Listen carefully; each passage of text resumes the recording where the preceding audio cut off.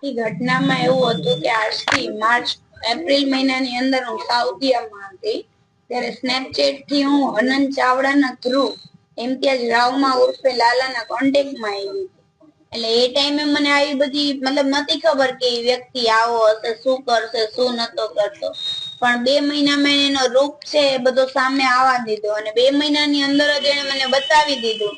પેલા તો મને રીબરા રોડ ઉપર હાઈવે ઉપર માયરી, મારો S24 અલ્ટ્રા લઈ ગયો, મારો ચેન હતો એ તોડી નાખ્યો, એને બધું જ કર્યું તો પણ મેં સહન કર્યું કે મારા ઘર સુધી પહોંચે, કેમ કે હું બાપ વગરની દીકરી છું, મારા પપ્પા નથી, મારા મમ્મી એકલું કેટલું સહન કરે તો બી હું સહન કરતી જ આવતી હતી.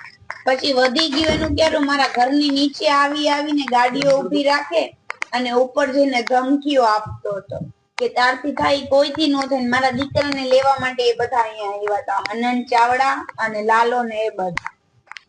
પછી હું હિંમત હારી ગઈ હતી. પછી અલગ અલગ નંબરો માંથી મને કોલ કરાવતા હતા એના દોસ્તારો માંથી કે સમાધાન નહીં કરને તો રસ્તામાં તું નીકળે જ તને મારી નાખતી, તો ઇન્સ્ટાગ્રામ માં ફેમસ છો, ઇન્સ્ટાગ્રામ માં તારું ગમે અમે લોકો બોલીને બધું બગાડતી, એ બધી વાતો કરતા હતા. કેમ કે અત્યારે સોશિયલ મીડિયાની લાઈફ છે એમાં તો ગમે ત્યારે નાની એવી વસ્તુ આપણે લોકો મૂકી છે તો એ વસ્તુમાં બહુ મોટું થાય જ છે.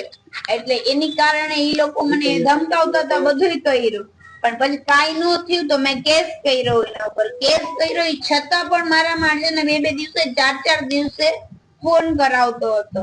તો મેં તો કાંઈ વાંધો નહીં, હું કેસ પાછો લઈ લઉં છું. મારો 24 અલ્ટ્રા મોબાઈલ એની પાસે છે, જે મોબાઈલ એને રીબડા પાસે તોડી નાખ્યો હતો. તો મેં એને એમ કીધું કે મને મારો ફોન આપી દે, કે તું મને મારો ફોન આપી દઈશ તો બસ છે. તો મને કે ના, હવે મારે તને ફોન નથી આપવો, અને જેમ મેં તોફાની રાધાને મારી ને એમ હું તને બી મારી.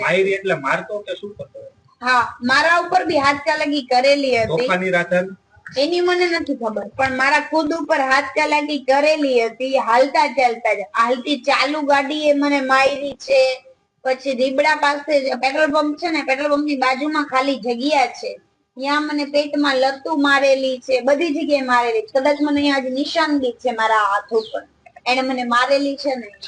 એટલે એવું બતાવવા માંગતો હતો. પછી કાલે રાત્રે, પરમ દિવસે રાત્રે મને ફોન આવ્યો. 2 દિવસ હું ભાનમાં નથી, જયારે ભાનમાં હતી ત્યારે મને એવો ફોન આવ્યો એનો કે તારે સીપી સાહેબ ને કેવું હોય, તારે પીઆઈ ને કેવું હોય, તારે જેને કેવું હોય ને કે, પછી હું કરીશ ને એ તું જોજે, કે તારા ઘરમાં આવીને તારા છોકરાને તારા મમ્મી ને 2 ને મારી નાખે.